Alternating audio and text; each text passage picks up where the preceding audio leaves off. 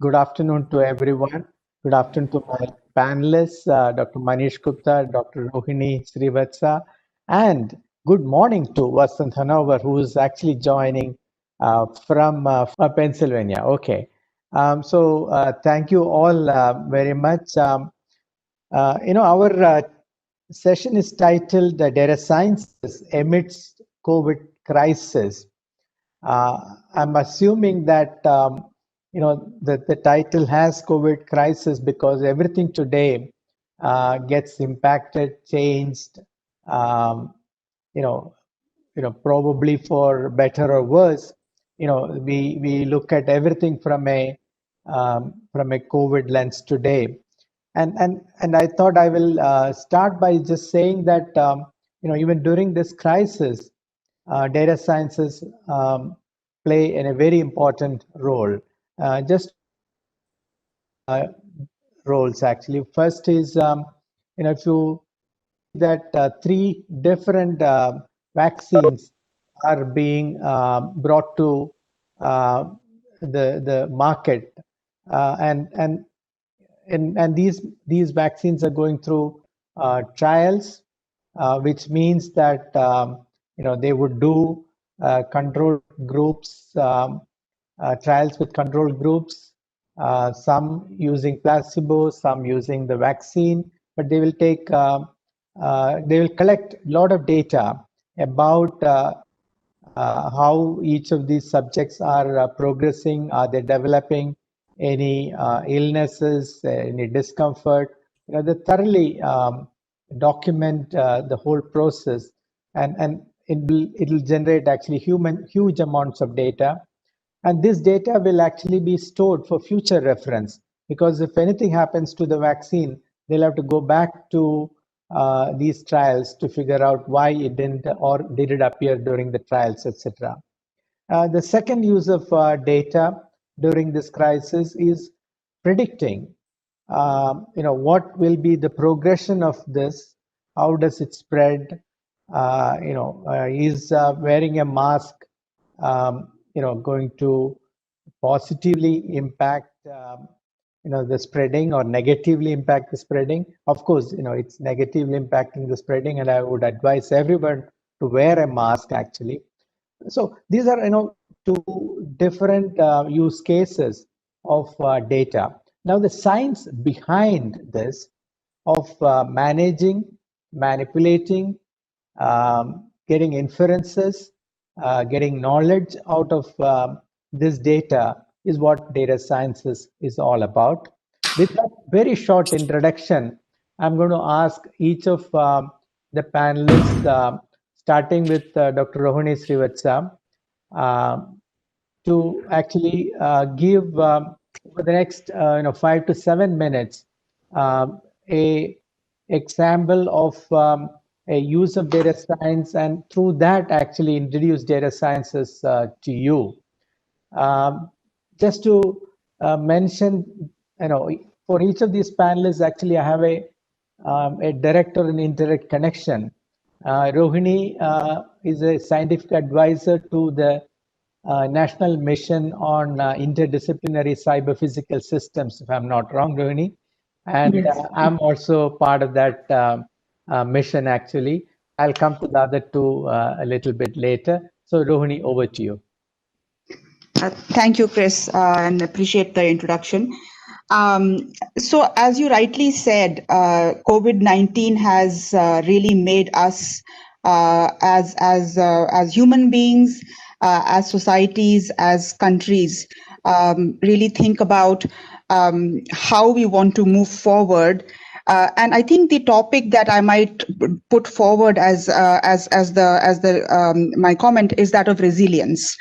And I think when the pandemic first hit, we all had to look at how will we respond to this. And if you recall, we were in that meeting with the Karnataka, COVID-19 war room, and we're talking about how data could help potentially make decisions about where lockdown needs to be and how potentially, healthcare equipment needs to be routed.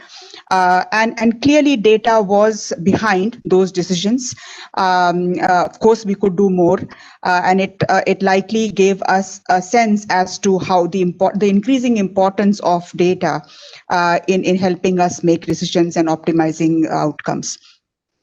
As we see across industries around the world, as companies are starting to, or organizations are starting to come back to work in controlled fashions, oftentimes having to be very careful about how they manage that with lockdowns that are still happening in many parts of the world. There is again the need for being recovery using data, and organizations are using, for example, data enabled tools like chatbots to interact with customers and employees in ways that could be more meaningful and intuitive potentially. And even as we are in the lockdown phase, people are going through stress. People are going through work from home fatigue. So data again is playing a role behind to understand how workplaces are behaving, where there are collaboration better opportunities, where there are potentially challenges. Of course, and it can't serve the complete human effect, but it is one of the telemetry signs that one is using. And finally, that is of reimagining. So if I think about resilience from perspective of responding, recovering, and reimagining, I think many organizations, countries, and India also is very much thinking about how will we use data to both reimagine how we deliver services in the government, how organizations will rethink their business, the way they conduct their financial solvency, etc. So there is going to be an increasing need for data, and we know that India is a data-rich country and will become increasingly so. And as you know, the recent NASSCOM report talked about a 500 billion potential opportunity of GDP that the data can provide. But clearly, a lot has to be done to get there, both in terms of talent and inclusive design. And of course, we can discuss more. But I think data is playing a role in our lives today, both in terms of responding and recovering from the pandemic, and will be required to reimagine as to how we become more resilient as individuals, as societies, as countries. Okay, thank you, Rohini. I forgot to mention that Rohini is the National Technology Officer for Microsoft India. Now I'll come to Dr. Manish Gupta. Manish is the Director, Google Research, and the personal connection that I have is Manish occupies the Infosys chair at IIIT Bangalore, and I chair the IIIT Bangalore board actually. So Manish, again, the same question to you. That is, why data sciences have taken prominence, and if you can illustrate that through a couple of examples, that will be very nice to introduce the subject. Sure, Chris. So I think, you mentioned COVID and the vaccines, and one of the amazing things that we have seen is normally vaccines take a long time to develop. And when COVID hit, right, you may remember there were projections that look, the earliest that we are likely to get a vaccine, if at all, is probably about 18 months, right, from the time that we heard about all these kind of active development, right? So one of the areas in which we have seen data science really help with acceleration of science itself has been with this acceleration of science, right? So, often, when you're doing, for instance, modeling, in the typical kind of way to accelerate science, right, has been computing. So we have relied on high performance computing, and that has often been referred to as this third leg, supporting traditional experimentation, theory and experimentation, right, which have been the two pillars of scientific discovery. We have seen high performance computation being the mentioned as the third leg. Increasingly, data science, right, it is being referred to as the fourth paradigm. as something which is again helping us accelerate scientific discovery. So I think one of the contributors, I would say, to the fact that we have had such accelerated development of these candidates for vaccines and so on, and actually even results being ready, has been data science. Now, the other way in which COVID has really impacted us is this. I mean, it has really accelerated the digital transformation in various aspects. In healthcare itself, it has led to tremendous adoption of telemedicine, for instance, and increasingly people being much more comfortable with the use of technology. Before you go and consult a doctor, perhaps you are now more willing to go and consult an app that will tell you, based on your symptoms, right, what could be potentially wrong with you, what are some of the precautions you should take, and which doctor you should try and now consult regarding your problem. So to me, this whole access to information is something where I think data science has played a very, very key role. All of this Google search that we take for granted, I mean, that we all use anytime we want to look up some information, it is all powered by data science, right? And there are numerous challenges that are arising, right? One of them being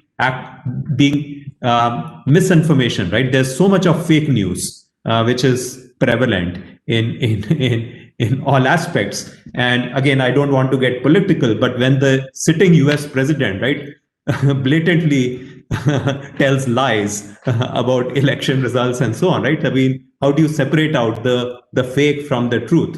So there's a lot of, again, I think, challenges in how we really provide access to the right kind of information to people. And especially in the Indian context, we have been thinking a lot about how do we democratize access to information for every Indian. Because I would say those of us, for instance, who are in this panel and some of the audience, we are the privileged lots who do understand English. And for us, we do have nice tools through which we can access a lot of high quality information on any topic through these tools. But what about, let's say, that farmer in Haryana or that laborer's son in Assam who perhaps doesn't understand English? How do we democratize access to information for every person? So one of the areas in which, again, we have been looking a lot is about how do we provide access to information through other means, like more natural means, like voice-based conversational agents, right? So, and we've had products like Google Assistant, which are now available in 8 Indian languages apart from English. And in fact, Hindi happens to be the number 2 language globally for Google Assistant after English. But we see long ways to go to improve the accuracy of all of these tools for different languages, because when we look at the sheer diversity of variants of languages that we have, while we may have a product, let's say for Hindi is spoken in so many different ways, depending on which region. When you go to Haryana versus Bihar versus Uttar Pradesh, there are different variants of Hindi itself. So often, I mean, if you have just built a speech recognition tool that understands whatever professionally spoken Hindi, it may not do a very good job understanding all of these different accents, all of these different variants. So how do you understand that? Then in India, we are inherently multilingual people. So often our queries themselves are mixed language queries. And if you have only built these systems based on single language models, they are not able to understand these multilingual queries very well, right? So how do you understand code mixing? How do you understand user intent? So again, I mean, data is really the key, because one obvious enabler is if you have a lot of annotated data for every language, again, you can build very good models for it. But one of the issues we are also trying to see is, are there other innovations through which you can, even when you have relatively small amount of data for a given language, are there things we can do? And that's where, again, we have recently, for instance, our team has developed this thing called Mural, multilingual representation for Indian languages, where we are utilizing, again, we are building single multilingual models for a combination of different languages. And we are taking, again, in some sense, the learnings that we have, what the system learns from languages where you do have a fair amount of data. So, for instance, in English and Hindi, you tend to have a fair amount of data. How do you do some of the transfer learning from these languages to similar problems for relatively low resource languages? So again, that's an area where which we are very excited about. And of course, there are new areas in which data science can be applied in terms in areas like healthcare and agriculture, which are going to be very, very promising in the years to come. So again, we are very excited about the potential to apply data science to real world problems. Let me just maybe spend one more minute talking about, while on one hand there are all these promises, there are also, I think, some potential concerns and caveats, right, that we need to be very mindful of. And with those caveats in mind, again, I know several companies, Google, IBM, Microsoft, we have kind of often, like as part of consortia, talked about how to develop AI solutions in a responsible manner. So Google itself announced this AI principles, and I know several companies have done that, something similar, where we are saying, okay, here are the principles that we are going to abide by. And one of the very important principles is how do you avoid creating or perpetuating unfair bias? Because, and I'll give a very simple example. Let's say there are all these HR solutions which are becoming available that will apply AI to help you shortlist candidates for a given job. Now, if these AI solutions themselves are trained by looking at data on how humans did the shortlisting of these resumes, it is quite possible that they perpetuate the biases that the humans were carrying, right? And there are numerous studies which show, especially in our high-tech field, that women are at a disadvantage. If Rohini were to apply for a job and she were to change her name, actually Rohini is very well established, so she wouldn't have any problems finding a job. But I'm just using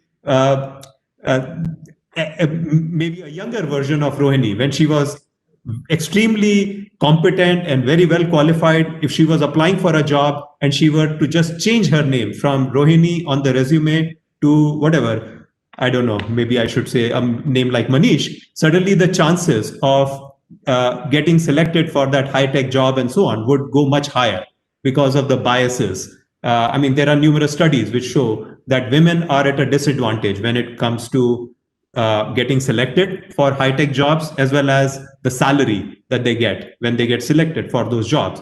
So if you have AI models that are simply learning from this labeled data, there's that potential danger of perpetuating those biases. So I think we all need to be, as AI solutions begin to impact human lives more and more, it is very important for us to not say, oh, we are just providers of technology, it's up to the users of technology how to use them. I think we as developers of technology have to be very, very mindful of how to develop the technology in a responsible manner, so that we are not kind of perpetuating those biases and abiding by other principles of data privacy, safety, and so on. So I think there's a lot to be done also to develop these AI technologies in a responsible manner. So let me stop here. Okay. Turn it back to Thank you. Thank you, Manish. Now let me come to Professor Vasant Hanover, Professor of Information Sciences and Technology at Penn State. But my connection is closer at home. He is the visiting Sudha Murthy Chair Professor at Indian Institute of Science. And so over to you, Vasant, for your opening remarks. Okay, so good morning or good afternoon. I think many of the points have been touched on. So one of the advantages of going last is, I can maybe recapitulate some of them and then add a few things. Maybe I would start with something that Manish brought up in terms of data science as a fourth pillar of science. I would maybe take a little bit of issue with that. Data science has been around as long as science has been around. In fact, the first instance of data science was when Kepler and Brahe started working with data from planet motion to eventually leading to by Newton of the discovery of laws of physics, right? So data has been around as long as science has been around. Data science has been practiced as long as science has been practiced. The thing that's new now is that we are gathering far more data, much more diverse data, and requiring the use of computation in substantive ways, maybe something that Brahe did not have access to, right? So I think it's worth sort of dampening that hype a little bit. I mean, it's been made, so data science has been around as long as science has been around. And I think data science could learn a lot from scientific practices, good scientific practices. Sometimes that's missing in the modern practice of data science. So, and that has to do with a number of things. One of the things that I think the data bias was brought up. And one of the reasons why bias occurs is partly because we sort of forget the story behind the data. If you were designing a scientific study, right, you have a purpose for gathering the data. You would, you would have your assumptions. You're aware of why you're gathering some data. You know the limitations of the data that you're gathering, so you don't try to extrapolate beyond a particular data set that you have at your disposal. But what is happening now is that we are repurposing data that was gathered for purpose A in the context of purpose B. And we are sort of losing track of the story behind the data. So for example, if all of the data that I have, and this pertains to Manish's example, is about men who have been hired and have been successful, and then you suddenly use that data set to train a machine learning algorithm, and it's going to make decisions about women, or a data set that was trained on Caucasian males and is used on African American males, or whatever it is going to have problems, right? Because garbage in, garbage out. So, but on the other hand, if you knew the story behind the data, meaning the limitations of the data going in, then you can make accommodations to your machine learning or training algorithms or whatever to compensate for that bias. So because data doesn't tell you the whole story, you have to somehow capture this understanding of what's behind the data and operationalize it in order to be able to correct for bias. And that's just some of the attempts at using data to make decisions can go wrong is because we sort of lose track of the story behind the data. In terms of COVID, I think there's many areas where data science has had a major impact. A couple of those were mentioned already, but I will throw in two additional things. One is this whole contact tracing and sort of keeping track of the spread of epidemics. In this case, COVID. We have learned a lot in a very short time. In fact, we knew nothing about COVID when it arrived, and a lot that we know has been because of use of data science methods, right? So, for example, we know how things like access to healthcare and socio-demographic factors are impacting COVID fatalities. We know a lot more about this particular characteristics, the underlying comorbidities and pre-existing conditions, and how it impacts the way an individual responds to COVID infection. So a lot of this is happening as we speak, and in some ways, I'm actually heartened by how the scientific community, has rallied together to take on this problem. So, for example, in a very short amount of time, many institutions came together to set up infrastructure to share electronic health records data. That's typically very hard to share. And now we have this secure enclaves where large data sets are being collected from multiple institutions around the country, sometimes around the world, so that you can actually mine these massive data sets and try to understand why is it that one person has a very severe illness and maybe leading to fatality, whereas another person doesn't. And so trying to understand all the contributing factors and trying to understand this very complex disease.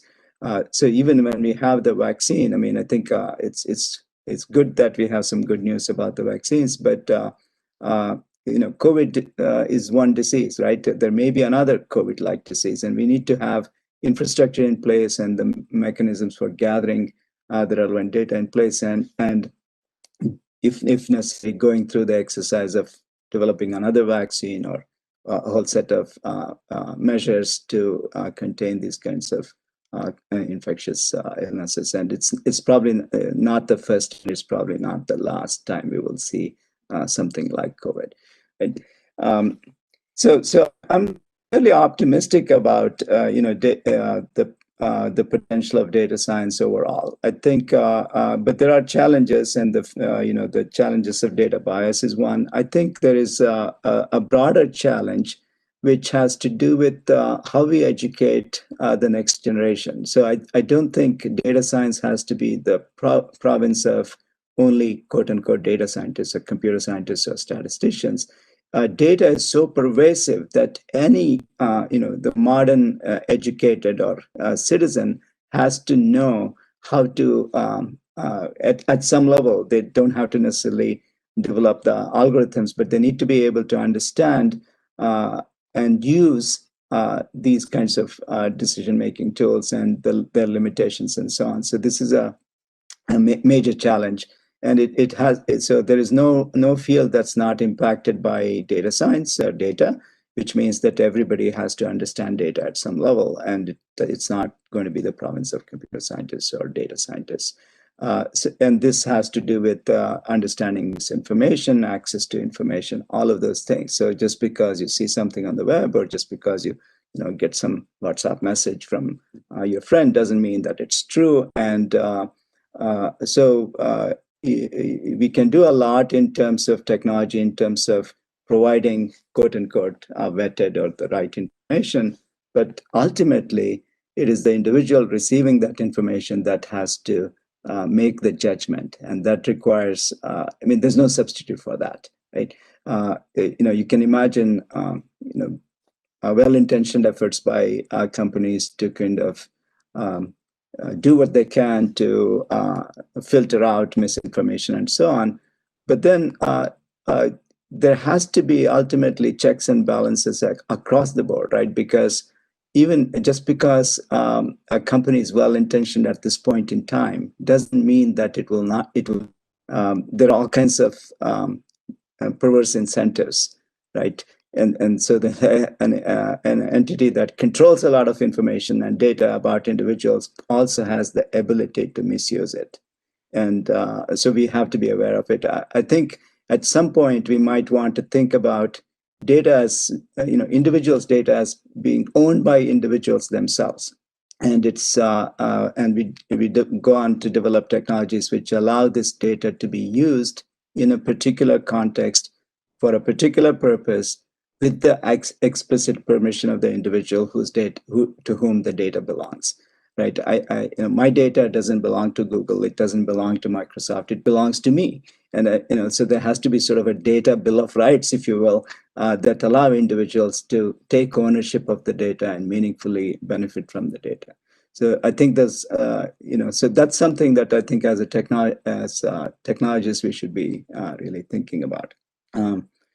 And of course, so maybe I'll stop there and let the discussion proceed. We will discuss all these interesting observations you all made actually, but I want to come back to one point thread that came in the first round, and I'll now start with Vasan, then go backwards actually.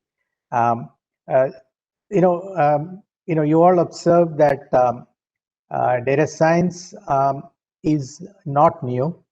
It was called data analytics, if I was not wrong, before. The term data science came only recently when I think I read somewhere that more than 60 or 70% of the data is not structured data, it's unstructured data.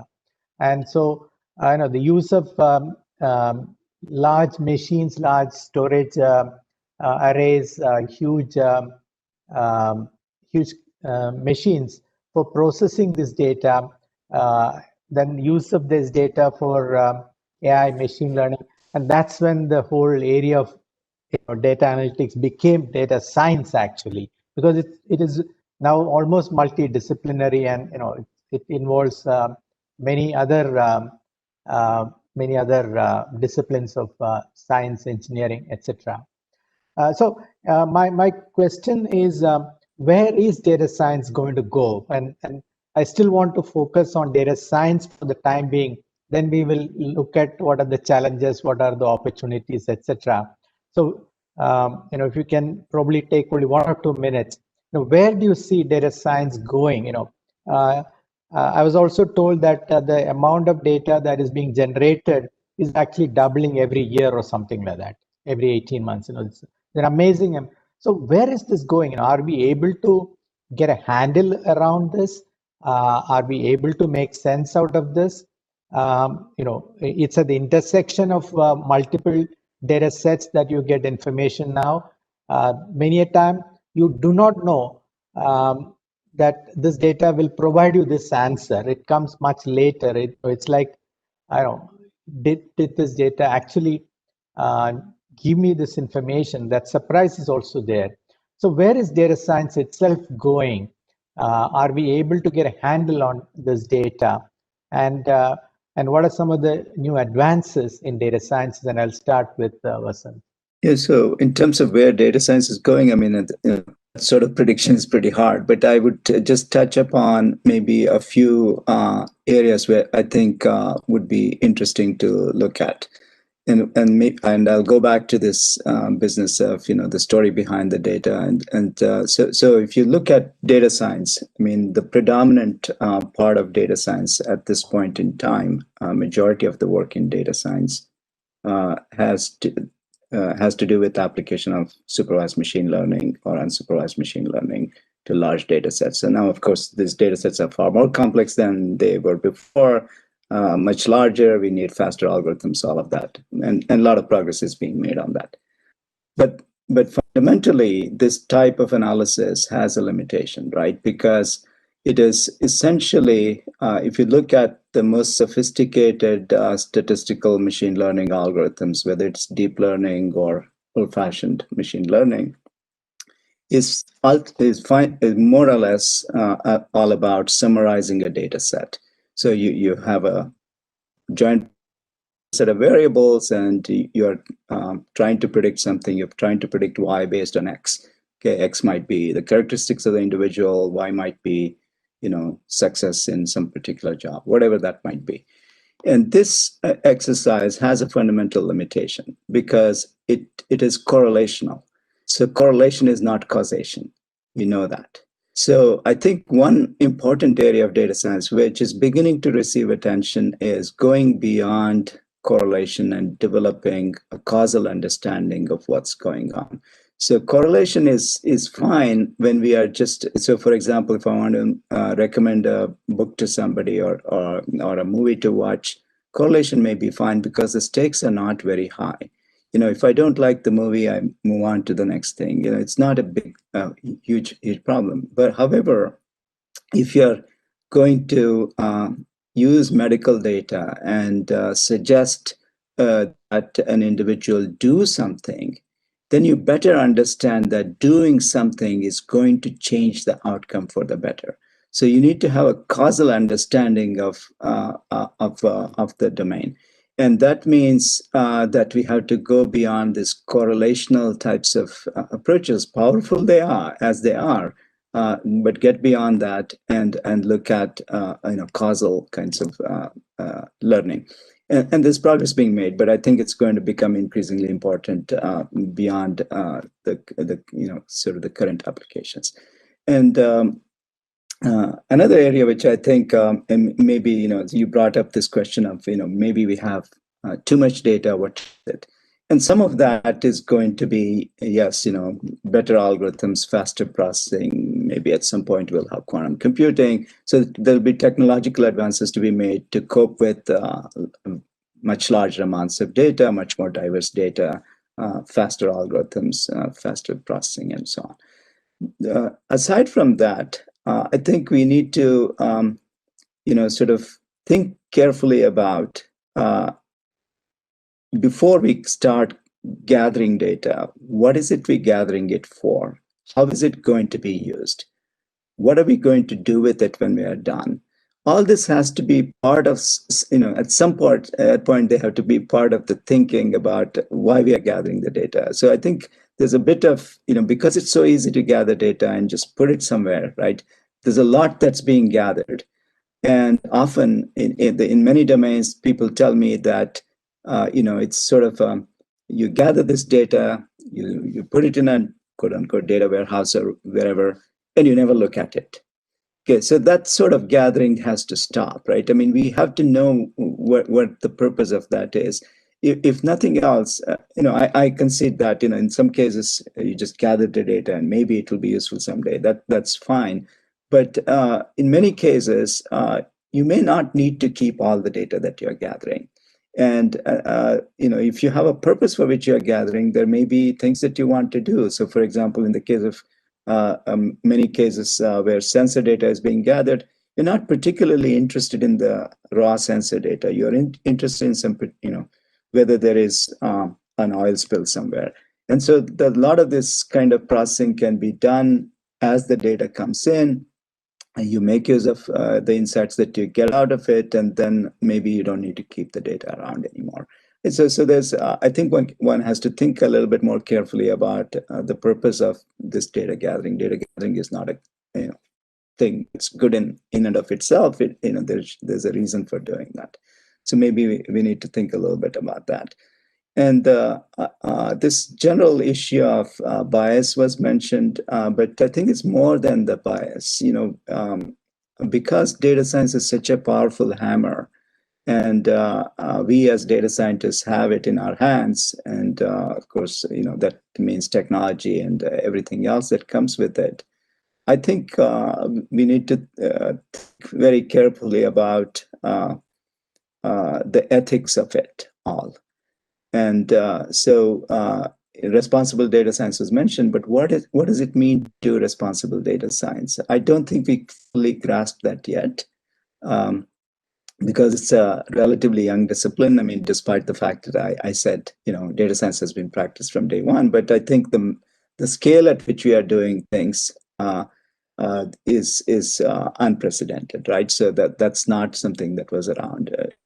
It means that we are using data science methods in applications that are really high stakes, where decision going one way or the other can really impact an individual's life. Somebody getting hired or not, somebody getting particular medicine or not, or whatever it is, right? So these are high stakes scenarios and life altering scenarios, or whether a company that processes tweets from whoever decides to allow it to propagate or labels it in some way and labels it correctly or not. I mean, all of these have a major implications.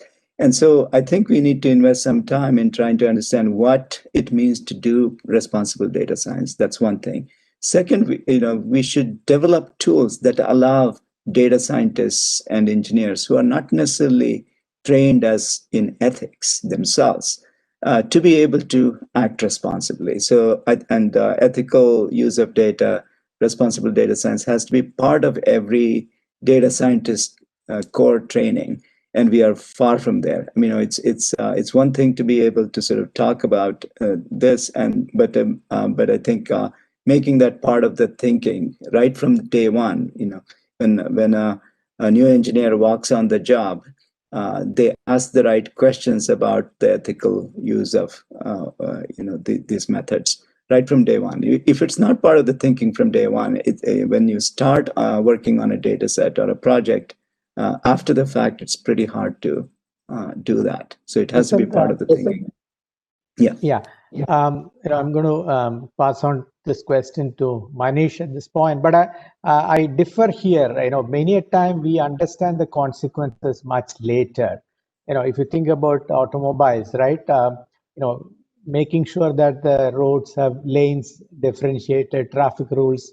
All of those things came. Even driver's license came much later when people realized that people need to know, driving and things like that. When cars were introduced, none of that was there actually, and even roads were not there. So, these things come later as you understand better some of the consequences and things like that. And that's the introduction of technology and the consequences, the bad and the good consequences, etc. Manish, what are, from your perspective, what are some of the advances that you see in the area of data sciences? It could be, faster machines, better machines, but, whatever, comes to mind. You did talk about, multilingual, vernacular, some of the things that you people are working on. But maybe briefly, which are the directions that you see data science going? Yeah, so I'll put these maybe advances in three different buckets, three categories. So one is, I think we continue to see again tremendous advances in the core underlying techniques, right? So we mentioned natural language processing, right? So Google had announced this innovation called BERT, which really led to a very significant increase, right, in the accuracy on many, many natural language processing tasks. So recently, again, we saw advances like GPT-3 model, which is again trained on 175 billion parameters and so on. So on one hand, we are seeing again people developing bigger, faster kind of these models, taking advantage of these continuing advances in the compute power, right, which is available at our disposal to really start to provide more and more of these advanced AI capabilities. That's one bucket. Another bucket I would say is increasingly we are finding again every industry, right, is really looking at how do I transform my industry using artificial intelligence, right? So even the area of agriculture, which traditionally has not seen as much infusion of technology, there's a lot of activity right now, right? So even things as simple as how do you give farmer the right kind of affordable crop insurance, access to credit.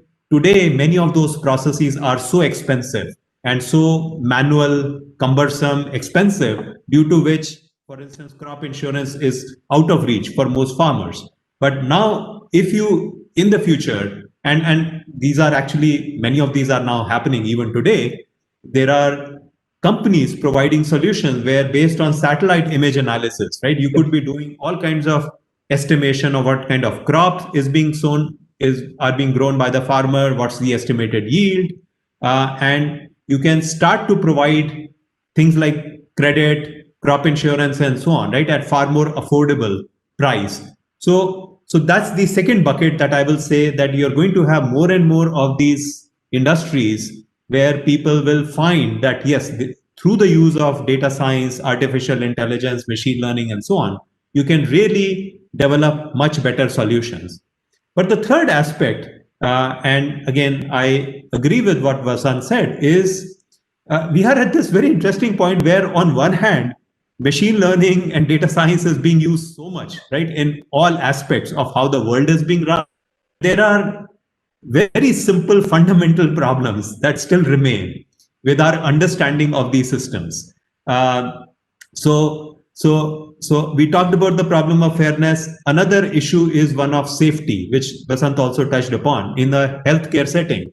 So for the foreseeable future, right, even when you have very, very accurate, let's say, deep learning systems, I'll give you the example of diabetic retinopathy. That work was again started by this person, Varun Gulshan, one of our researchers, together with his colleagues in the US. They published results initially showing results of this deep learning system comparable to a general ophthalmologist. Later, the team showed results comparable to a retinal specialist, that a deep learning system is achieving accuracy levels higher than that of most doctors. However, is that system safe for deployment? I would say no, not yet, because one of the issues that still is outstanding with pretty much all of these systems that get deployed in healthcare setting is calibration and generalization. So what happens is every system will make mistakes. Doctors also make. I mean, when we humans are faced with a complex situation, we typically know that we don't know. So if somebody, let's say, gave me a question, which was a very tough question in exam, I know that I don't know the answer to that question. And likewise, the doctor knows when they see a very complex case, they know that, yes, this is at the boundary, this is a boundary line case, and perhaps they need to consult another colleague for a second opinion. Whereas deep learning systems could very confidently give out wrong answers. So how do you calibrate these deep learning systems? How do you kind of improve their generalization when they encounter data that is very different from the kind of data that they were trained on? And again, like our head of my super boss, Jeff Dean, always likes to say that the fundamental way in which we are doing machine learning itself is broken, because each time we are solving a new problem, we pretty much start from scratch. Okay, let's see what kind of data can we deploy, can we use to solve that problem, and we start building a new machine learning model from scratch. And this is like analogous to a human saying, okay, when faced with a new problem, saying you erase all my years of learning, all my lifelong learning, right? And I start completely fresh on a new problem to figure out how to solve it. So the way we solve these problems using machine learning itself is, in a way, so broken that there are people who are trying to reimagine, rethink how machine learning itself should be done.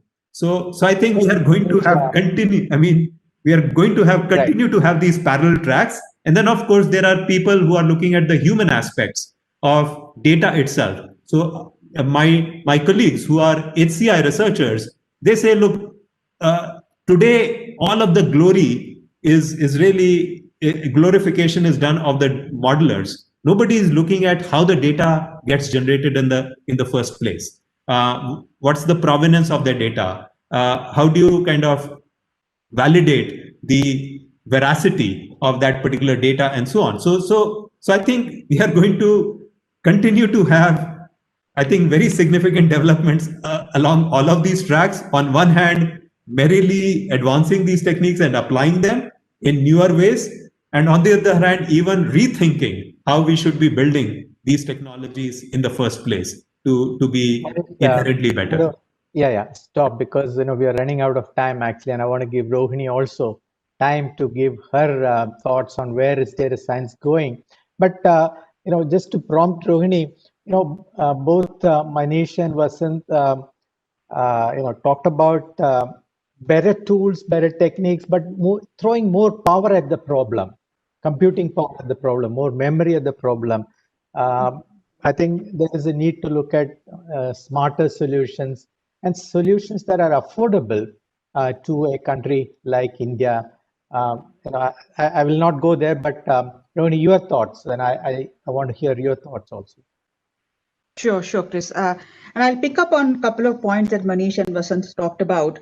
I think when we talk about responsible AI, one of the elements of responsible AI is to bring in inclusion.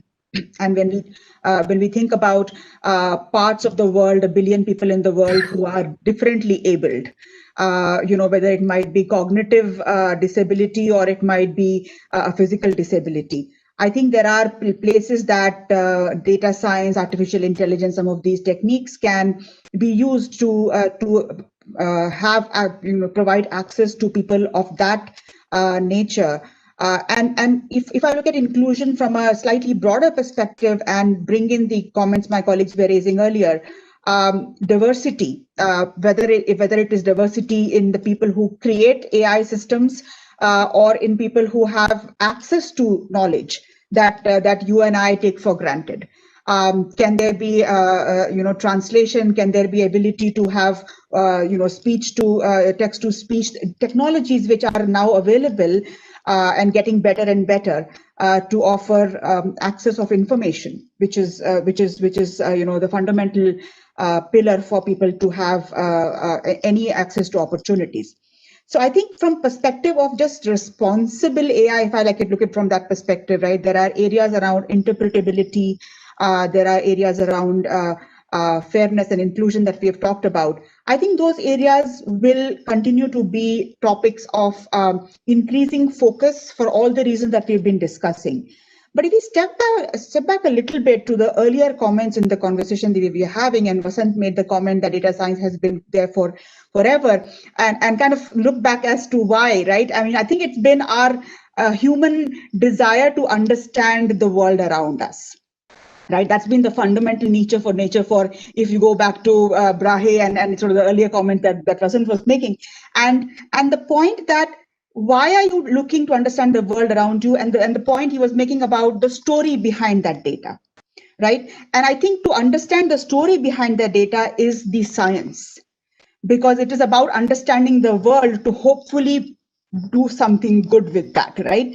And if I take that argument forward and think about whether it's agriculture, whether it's healthcare, the data that we will get, whether it's from mobile devices, whether it's from micro sensors, whether it is from parasites, from millions and billions of edge computing devices, hopefully we are looking at a place where we are creating the next generation to have that inquisitive scientific mindset to use the data to understand the world, understand the story that Vasant you said, right, behind that data, to be able to do something good with it rather than just look at correlation. So I would say, I think the need for data science to be part of every field of inquiry is already there and will become increasingly so.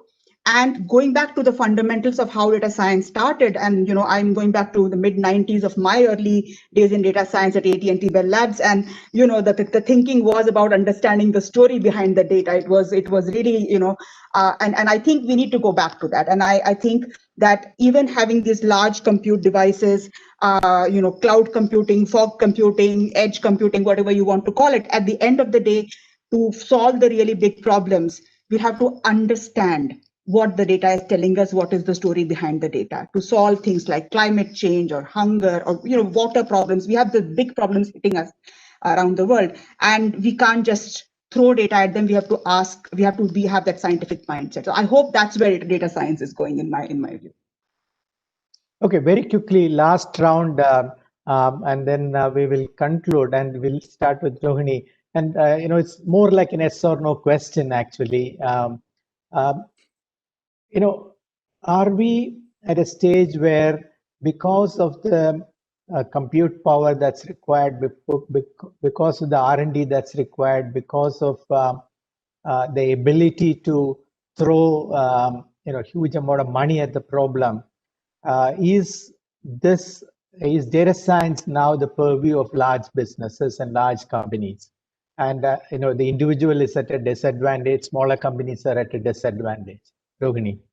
No, actually, I would say, I mean, the whole, and of course, it's a spectrum, but I think the availability of now open source, availability of many of the open data movements that are happening around the world, and in India also in particular, and the democratization of algorithms. In fact, I would say that today, I actually envy people, data scientists, as to how quickly they can get a model, an experiment to start working, as compared to when I started it to even set up. It's still probably somebody who has that basic engineering degree and things like that. It's not the ordinary person walking in the street, right?